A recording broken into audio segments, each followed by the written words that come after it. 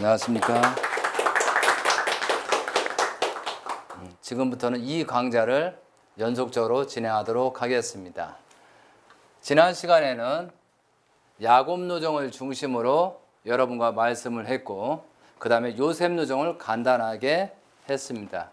그리고 또 한 가지는 예수님 노정에 대해서 30세, 31, 32, 30세의 노정에서 예수님이 십자가 길까지 간단하게 설명이 됐습니다. 그러면 다음에는 동시성을 보고 전현노정을 보고 본보기 노정을 봤을 때 형제님 노정에 관련해서 어떤 관계가 있는가, 또한 참부모님이 어떠한 섭리를 하셨는가를 여러분과 같이 공유하는 시간을 갖도록 하겠습니다. 그래서 2009년도가 30세, 31, 32, 33 그리고 참부모님 성화까지 말씀을 드리도록 하겠습니다. 그래서 2009년도에 30세를 맞이하기 전에 형제님 또한도 어떤 노정을 겪었을까요? 3년이라는 노정에서 마포교회든 또한 여러 곳에서 전 본복교회에서든 3년 동안 했습니다. 그리고 나서 2009년도에서 만왕의 왕 하나님 해방권식을 통해서 상속자로서 천명이 됐다 이거죠. 그 전에 2008년도 4월 18일 날이 세계회장 및 한국회장 하면서 상속자로 천명을 했습니다. 그러면서 그 상속자 장면을 여러분도 유튜브라든가 많은 영상을 봤겠지만 그 기도 내용에 절대권자로 세운다. 이제 하나님을 중심으로 참 부모의 입장에서 너희를 절대권자라고 대신자로 섬기면서 하나님이 직접 주관할 수 있는 조건을 주셨다 이거죠. 그러면서 또 말씀을 주셨습니다. 이제부터는 너희들이 8대 교본에서 섭리를 진행했다 이거죠. 결과적으로 무슨 뜻인지요? 상속자는 말씀을 가지고 새로운 재창조 복귀 섭리를 진행한다 이거죠. 근데 여기서 또 착각할 것은 뭐냐면은 참 부모님은 메시아이십니다. 아담이 첫 번째 메시아하고 참 부모처럼 또 예수님처럼 메시아는 절대윤리 한 분입니다. 그렇지만 메시아를 통해서 복귀 섭리가 3단계까지 가야 됩니다. 근데 메시아를 또 다 이룬 걸 가지고 형상화, 실체화 시키는 것이 자녀들이 해야 될 목이다 이거죠. 그리고 여러분들이 해야 될 목이다 이거죠. 그래서 복귀 섭리의 날을 봤을 때 우리가 어느 입장에 처해졌나 이거죠. 형제님도 마찬가지 입장에서 절대적인 상속자에 의한 복귀 섭리를 본보기 노정, 전현 노정처럼 진행을 해서 3대까지 진행을 해야 된다는 것입니다. 그래서 이 구체적인 내용은 다음 시간에 정확하게 설명드리는 시간을 하고 여기까지 마무리하고 넘어가겠습니다. 그래서 2008년도 4월 18일 만왕의 왕 그 중심으로 해서 상속자 세계를 합니다. 그래서 여기서 2009년도 언제죠? 1월 15일 날, 31일 날, 30일 날 세 번에 걸쳐서 만왕의 해방권 대관식을 합니다. 그런데 왜 1월 15일 날 했냐면은 그 당시에 오바마라는 대통령이 미국에서 24일인가 23일 정도에 취임식을 해야 될 상황입니다. 그래서 아버님께서 명령을 하십니다. 여러 그 중심 인물들에게 오바마가 30일 이후로 했으면 좋겠다라는 해서. 그런데 그것이 안 되기 때문에 요셉 노정에서 바로가 하기 전에 먼저 하늘편에서 해야 된다고 말씀하시면서 1월 15일 날 상징적이든 실체적으로 하셨다 이거죠. 그리고 나서 한국에서 한 번을 더 하신 겁니다. 그런데 공교롭게도 1월 30일이 양력인데 철력으로 1월 6일이다 이거죠. 이 말씀을 왜 드리냐면 1월 6일이기 때문에 아버님이 90살 때 생시이시니까 90살 때 30대 총리 되시는 것처럼 요셉 노정과 동시성을 갖고 있다는 것은 사실입니다. 그래서 요 관계성을 합니다. 그런데 문제가 생긴 것이 여기서 상속자는 한 번으로 해서 완결진 겁니다. 그러나 한국에서 두 번을 했기 때문에 미국에서도 두 번을 해서 라스베가스에 1월 30일 날 또 하려고 했지만 또 책임자들의 실패로 말미암아 어려운 일정이었습니다. 그렇지만 아버님께서 나중에 수습해서 하셨다라고는 들었습니다. 그거와 마찬가지. 그래서 어떤 일이라도 3월 8일 날 3월 8일 날 속초 사건이 생겼습니다. 쉽게 얘기해서 세례 요한과 같은 섭리에 봤을 때 현진님 곽그룹에 대한 문제점이 생겼다 이거죠. 그럼 여기에서는 이것은 이걸로 해서 넘어가도록 하겠습니다. 그리고 나서 이것을 문제가 있다고 한 것은 3월 28일 날 좀 전에 읽은 것과 마찬가지로 제50회 3월 28일 말씀입니다. 지난 만왕의 왕 하나님 해방권 즉위식을 전후해서 이곳 천하궁에서도 왕권 즉위식을 할 때 참화번 이곳에서 그 일을 기다리고 있었음에도 하지 못하였다라고 했습니다. 이곳에서 대회를 하지 않은 것은 얼마나 큰 실수였던가 하는 것을 알아야 한다. 뉴욕 갔다가 여기에서 못하니 이번에 다시 하는 것을 알아야 한다라고 했습니다. 그거와 마찬가지로 섭리적으로 기대 섭리에 있어서 상속자로 완전히 생겼지만 한국에서 2번 했기 때문에 조건적으로 했어야 된다 이거죠. 그렇지만 만왕의 해방권 즉위식 문제가 있다는 뜻이 아니라는 겁니다. 섭리적인 관점에서 그렇다 이거죠. 그래서 3월 8일 날 그런 말씀을 하시면서 아버님께 아까도 읽었지만 영계에 가게 되면 천사를 동원해서 없앨 수 있지만 없애도 끝나는 일이 아니라 100세를 넘어서 승리의 기대를 이루고 지상에서 뜻을 이루어야 한다라고 했습니다. 그리고 104세까지 섭리를 주관해야 된다 이겁니다. 그럼 104세는 뭐냐면은 아까도 말씀드렸지만 2009년도부터 섭리에서 흉년 7년 그 다음에 풍년 7년 흉년 7년에서 넘어갔을 때가 아버님이 104세가 되기 때문에 그때까지 위기를 넘기려 했다 이거죠. 그렇게 아시고 되겠습니다. 그리고 나서 형제님 나름대로 섭리를 아버님과 같이 진행을 합니다. 그런데 상속자로 천명한 이후에 아버님께서는 형제님한테 모든 일을 맡기고 뒤에서 도와주는 입장을 하시더라 이거죠. 그리고 나서 2010년도 32세 때 2월 21일 날 천복궁 장성기 천복궁을 입궁을 하십니다. 그런데 입궁을 하시고 나서 2월 27일 날 바로 며칠 더 구리수탱에서 중심자 교육을 시켜서 40일 120명을 교육을 시켰다 이거죠. 그런데 여기에서 아버님이 2월 27일에서 너희들한테 승리하면 큰 상을 주겠다라고 했는데 아버님이 이 섭리를 보면 120일이니까 약 한 6월 24일이나 그 정도 되겠죠. 그죠? 120일이니까. 근데 아버님이 미국에서 오시지 않고 너희들끼리 알아서 했다 이거죠. 근데 거기에서 무슨 얘기를 하냐면은 분명히 말씀을 중심적인 말씀인데 제사장 바리새인이 직접 예수님이 찾아간 경로처럼 이러한 똑같은 반복에서 구리에서 교육을 했다는 사실을 알 수 있었다 이거죠. 그런데 구리에서 형제님과 하나 될 수 있고 그 기대를 만들려는데 그 기대가 되지 못함으로 말미암아서 복귀 섭리가 연장이 되고 그 복귀 섭리가 복잡하게 진행됐다는 사실을 여러분들은 분명히 아셔야 됐습니다.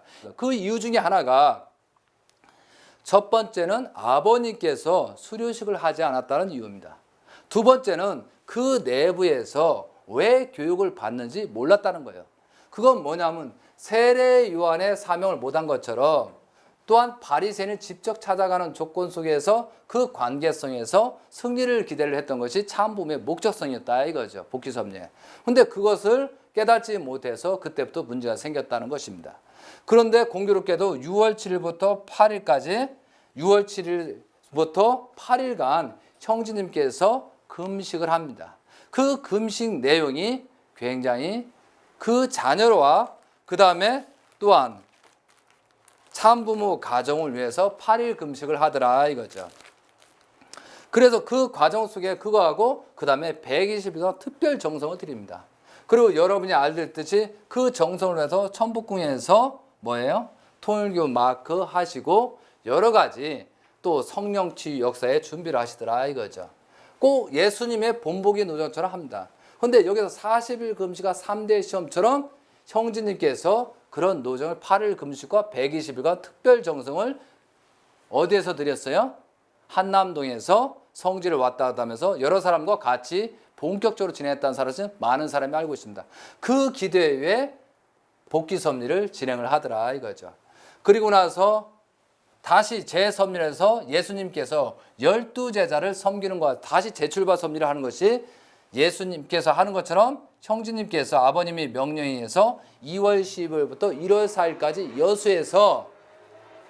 여수에서 그런 내용에서 몇 명이죠? 1200명 기죠. 1200명 21일 수련을 실시하게 됐습니다.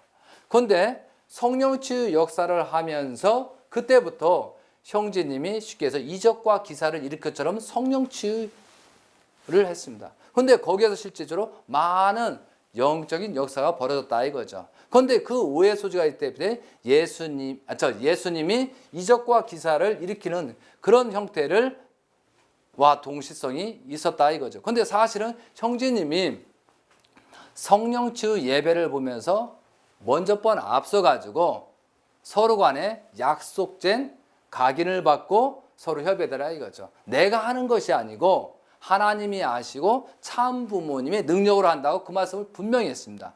그러면서 섭리를 지냈다는 사실입니다. 여수는. 그런데 이 여수에서 하는 것을 가지고 불평불만을 가지고 왜 여수에서 성령 치유를 하느냐, 또한 왜 형제님이 때 아니 때 하느냐라고 해서 불평불만이 들어왔습니다. 특히 청평에서 많이 들어왔다 이거죠. 그러므로서 그 기대가 깨짐으로 말미암아 12제자가 실패한 것처럼 여수의 수련이 하나님 뜻맞게 되지를 못했습니다. 그렇기 때문에 3월부터 참 아버님께서는 형제님한테 지시를 하십니다. 너 나하고 함께 지내자. 그런데 그 얘기를 가만히 보니까 예수님께서 12제에서 위기가 올 것을 아버님은 감지했기 때문에 형제님을 보호하기 위해서 지키기 위해서 그렇다는 것이요. 그런데 제가 알고 있습니다. 근무에서 천정부에도 한 번인가 두 번 정도가 외부에서 침입자가 왔었습니다. 그리고 또 한 가지는 한남동에서도 침입자가 왔었습니다. 심지어는 알고 보니까 칼부림까지 한남동에서는 있었다라고 되어 있습니다. 그렇기 때문에 형제님께서 위기를 느낍니다. 그래서 아버님께서 형제님한테 무술을 하라 했다 이거죠. 무술을 한 이유는 뭐냐면 형제님의 가까이에 가도 너희들이 할 수가 없다는 것을 알려주기 위해서 무술을 했다는 것을 나중에 알게 됐습니다. 여러분 그거 잘 아셔요. 괜히 무술한 게 아니라는 것을 요번에 짚고 넘어가겠습니다. 그러고 나서 아버님과 형제님이 직접 두 분이 동시서합니다. 그리고 나서 어떻게 돼요? 유럽을 가시더라 이거죠. 그죠? 그리고 유럽을 가서 모든 섭리를 해가지고 천복궁에서 7, 8, 9월 달에 거문도 준공식을 하고 또 한 가지 뭘 했어요? 그 다음에 천정궁에 장성기 천복궁에서 뭘 했습니까? 우리가 여러분 122명 그리고 4대 성인을 모셨지 않습니까? 그리고 나서 172명의 이름을 하사하면서 복귀 섭리를 진행하셨다 이거죠. 그 기대 위에 승리하게 돼 다시 참 아버님이 외국으로 떠나십니다. 그리고 나서 33세 2012년도를 맞이하게 됐다 이거죠. 이 내용들은 왜 간단간단 너무 여러분이 아시는 내용이기 때문에 그렇습니다. 그런데 2012년도부터 어떤 일이 벌어져요? 형제님의 30살 때 1월 8일부터 참부모 실체 말씀 지지대들을 하더라 이거죠. 그래서 1월 8일부터 이 퀸테슨이 많은 행사장, 큰 행사장에서 8번의 대회를 하십니다. 그리고 나서 3월 5일부터 어머니께서 일본에서 8군데 대회를 해서 그 승리 기대를 하신다 이거죠. 그때 말씀의 제목이 천지인 참부모 정착 실체 말씀 선포 천주 대회라 이거죠. 그런데 여기에서 보면 이것이 처음에 인쇄가 2011년도 4월 23일자로 되어 있습니다. 그런데 여기서 공교롭게 아버님이 두 가지 예언을 하듯이 잘 될 경우 못 될 경우를 대비해서 실체적 여기 40페이지입니다. 실체적 천일국 시대가 펼쳐지면 이 땅 위에 연현세 협회가 중심축을 이루어 자리에 서서 비로소 만유를 치료하게 될 것입니다. 영계와 육계를 연결하여 실체적인 천일국 완성하고 천리와 천도로 섭리를 경륜하게 된다는 뜻입니다. 이것은 여기서 뭐냐면은 영계와 육계를 연결되는 협회라고 하셨지 않습니까? 이것은 뭐냐면 영계와 지상계와 연결된 협회를 중심으로 해서 앞으로 섭리를 주관한다 뜻이라고 저는 그렇게 이해하고 그것이 많은 사람이 그렇게 하고 있다 이거죠. 그래서 영현세협회 하는 이유가 여기에 있다는 것입니다. 그리고 나서 여러분들 이거 많이 보셨겠지만 그 이후에 뭐가 있어요? 참 부모님 선포문이라고 해서 이거와 똑같이 말씀을 하셨다 이거죠.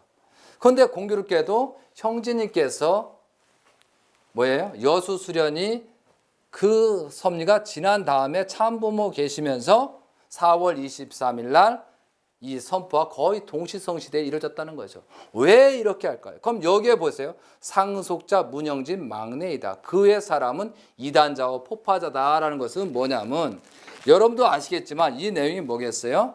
절대상속이라는 거죠. 절대상속.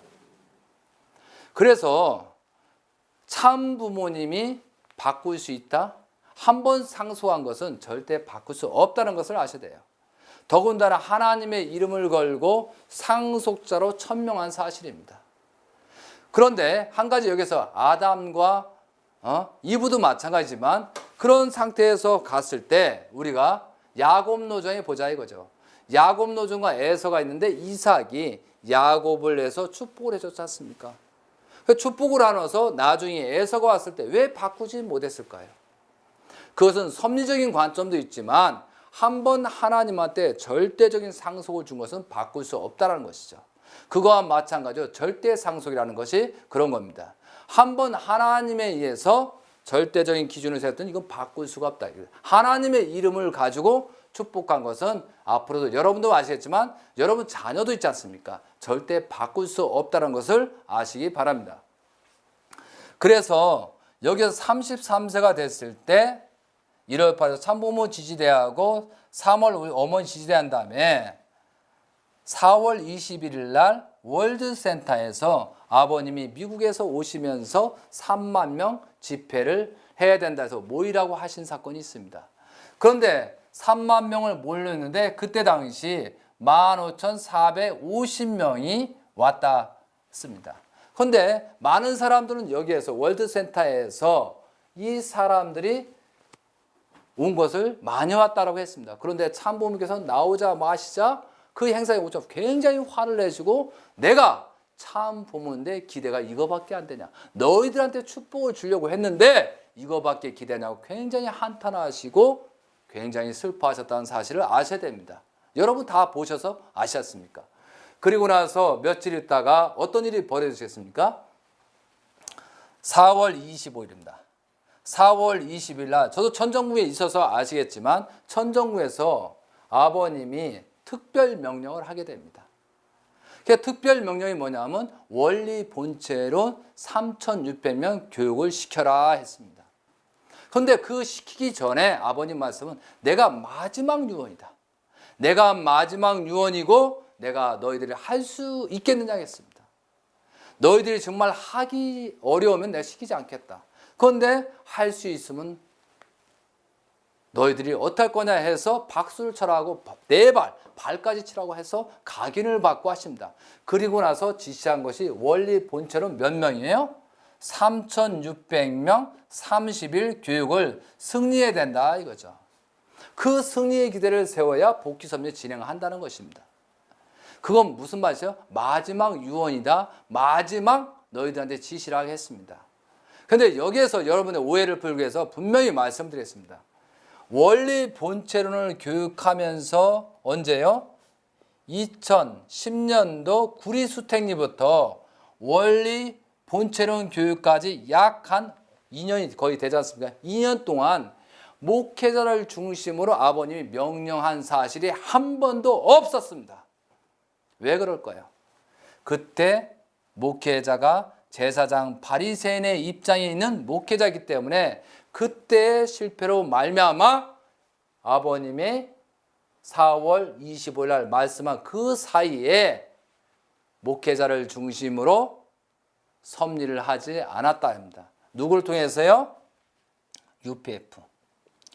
UPF 황선조 회장을 중심으로 복귀 섭리를 진행하면서 이 2년 동안 모든 복귀 섭리를 진행했다는 사실을 아셔야 됩니다. 그런데 예수님 시대 때 제사장 바리새인들이 결국은 예수님을 죽였지 않습니까? 이것을 가인과 아벨과 하나 된 국진님이 알았다 이거죠. 그래서 알았기 때문에 더 이상은 현재 목회자를 교육을 활성화시키는 것은 제재를 해서 통제를 해야 될 그런 것이 있기 때문입니다. 그렇기 때문에 그걸 국진님이 아시고 KPI라는 기죠. 맞아요. KPI라는 적용을 해서 구조조정이 시작된 겁니다. 왜? 이것이 하나님 뜻대로 진행되지 않기 때문에 축소해야 되기 때문에 합니다.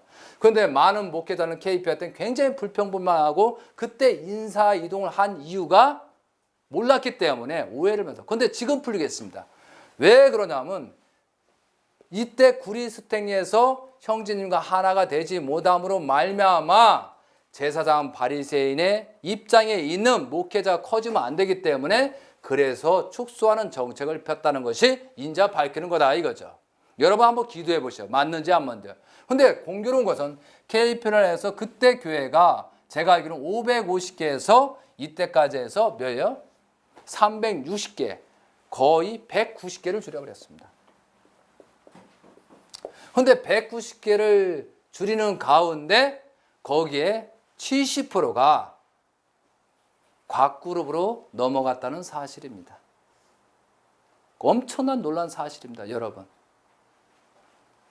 그런데 분명히 얘기했지만 그때부터 UPF를 중심으로 섭리를 했지 목회자 중심으로 해서 섭리를 아버님 진행하지 않았는데 마지막으로 그 기간에서 탄감복귀 섭리를 만료해가지고 목회자한테 마지막 원리 본체론 교육을 승리할 것을 약속했는데 또한 그 기대도 실패함으로 말미암아 복귀 섭리가 엄청난 어려움이 처해졌다는 사실입니다, 여러분. 그래서 원리 본체론 교육이 언제겠습니까? 5월 17일부터 6월 15일이었습니다. 그런데 5월 19일 날 어떤 월드센터에서 모였습니다. 그런데 이 월드센터 사건을 잠깐 말씀드리겠습니다. 원래는 처음에는 원리 본체를 구리에서 하라는 게 아니고 월드센터에서 하라고 했습니다. 그러나 청평에 여러 가지 사건이 있다고 핑계를 대면서 결국은 구리로 행사를 해서 할 수밖에 없는 아버님의 아픔이 있었다는 사실입니다. 그런데 제가 봐도 모든 사람이 봐도 월드센터에 해도 지장이 없었습니다.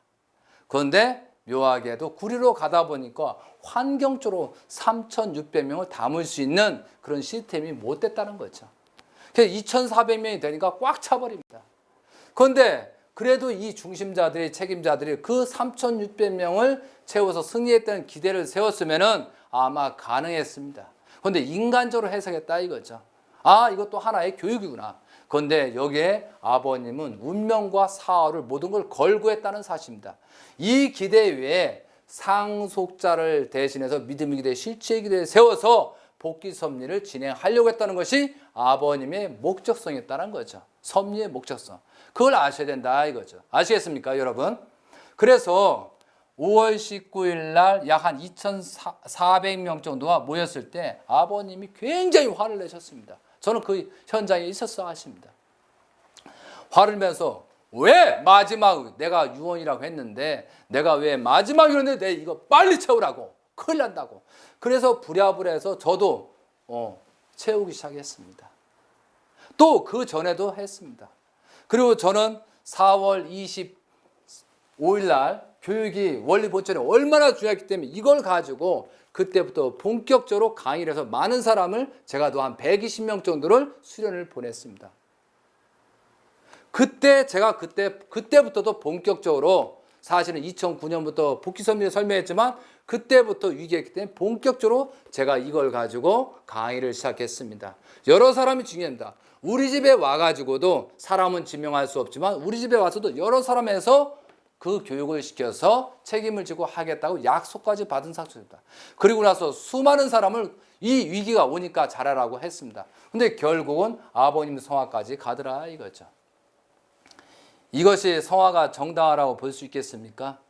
그래서 5월 19일에 했는데 결국은 그 승리 기대를 이루지 못했습니다. 그런데 6월 6월 13일 날 월드센터에서 다시 모였습니다. 그런데 거기에서 마지막 아버님이 결단을 하면서 여러분들에게 그 다시 복귀섬 진행하려고 했는데 벌써 믿음의 기대 실체에게 깨지고 상속자를 할 수 있는 기준이 못 됐기 때문에 아버님이 컵을 던지신 겁니다. 그러면서 그때부터 6월 13일부터 본격적으로 아버님은 영계에 가셔야 된다고 준비를 하셨습니다. 거문도, 여수, 라스베가스 모든 것이 가면서 유언서를 쓰기 위해서 유언서를 쓰시면서 그렇게 간답니다. 그런데 많은 사람이 그 모습을 보면서 아버님이 영계로 가시려고 준비를 하신다라고 했습니다. 그런데 여기서 분명히 사실한 것은 왜 아버님께서 영계에 가셨냐 이거죠. 이것은 다음 시간에 내가 본격적으로 진행을 하도록 하겠습니다. 그런데 여기에서 더 중요한 것은 UPF를 중심으로 그렇게 했는데도 불구하고 우리 신앙에 있는 중심자들과 모든 사람들이 그냥 흘러가는 신앙을 했다는 거예요. 그러므로 이게 발생된 것입니다. 지금도 현재 위기도 왔습니다. 자, 아까도 말씀드렸지만 노아의 방주 사건이 실제입니까? 사실입니까? 그리고 나서 성화에 대해서는 저는 그렇다 치고 여러분들 목회자라는 책임에서 신천부대에서 뭐가 문제가 있나 분석을 했어야 됐습니다. 그런데 오히려 성화를 문제 삼지 않고 성화에 대해서 오히려 정담하는 글만 찾아서 지금 유포하고 있지 않습니까, 여러분들? 왜 성화가 문제가 있다고 안 합니까? 왜 94세 정답입니다. 그런데 공교롭게도 아버님 성화하고 분석을 해보고 요한계시록을 분석해 보니까 요한계시록에 어떤 내용이 나냐면은 요한계시록 11장에 아버님이 잘못된 경우 믿음의 기대, 실체의 기대가 잘못 생겼을 때는 아버님이 불행하게도 성할 수밖에 없다고 나와 있다는 겁니다. 여기에서 아버님이 저희가 거룩한 성을 42달 동안 짓밟으리라. 내가 두 증인의 권세를 주리니 저희가 굵은 베옷을 입고 1260일을 예언하리다 되어 있습니다. 이는 이 땅에 주 섰는 두 감람만 두 쫓더니 만일 누구든지 저희를 해하고자 한즉 저희 입에서 불이 나서 그 원수를 소멸하지 누구든지 해하려면 반드시 이와 같이 죽음을 당할 것이다 라고 했습니다. 저희가 권세를 가지고 하늘을 나 그 예언하는 날 동안 비 오지 못하게 하고 또 권세를 가지고 물을 변하게 하고 아무 때든지 원하는 대로 여러 가지 제왕을 땅을 치리하다 되어 있습니다. 그리고 공교롭게도 여러분이 분석하십시오. 요한계시록 안에 분명히 3대가 재림주, 상속자, 후계자 3대가 해서 신주님까지 노정이 있습니다. 저는 그걸 밝혀내고 있습니다. 그리고 22장에 가면은 지상천국 예루살렘의 복귀섭리가 벌어집니다. 그런데 18장에 보시게 되면은 현재의 위기 상태를 그대로 표현하고 있습니다. 여러분이 각자의 공부하셔가지고 한번 보시면 충분히 알 수 있는 내용이라 보고 이것으로 이건 마무리하도록 하겠습니다. 그래서 여러분들이 원리 본체론을 하지 못함으로 말미암아 아버님이 성화를 할 수밖에 없는 조건이 됐다는 사실입니다. 그런데 좀 전에도 이거 마찬가지로 요셉 노정에서 30세 총리 대신이 되고 7년 풍년, 7년 흉년이 시작됐다 이거죠. 그런데 7년 풍년, 7년 흉년인데 그래서 참부모님과 형제님들 하면 2009년도부터 15년도가 이게 7년입니다. 그런데 성경에도 요한계시록 11장에 나온 것처럼 42달 3년 6개월이 돼서 2009년부터 아버님의 성화가 9월 3일 날 철력으로 7월 17일 날 됐더라 이거죠. 그리고 나서 성화 이후에 또한 3년 6개월에서 언제까지요? 2016년도 1월 6일까지입니다. 이게 3년 6개월이다 이거죠. 그런데 정말로 우리가 아버님이 성화를 하고 나서 그 이후에 많은 변화가 생겼습니다. 그리고 또 한 가지는 왜 성화를 할 수밖에 없었느냐 이거죠. 여러분 다시 한번 생각하는 시간을 가졌으면 되겠습니다. 그래서 다음 시간에는 성화에 대해서 그리고 성화의 문제점에서 왜 형제님이 그런 일을 하고 어머님이 왜 그러는 것을 구체적으로 분석하는 시간을 갖도록 하겠습니다. 다음 시간에 뵙도록 하겠습니다. 감사합니다.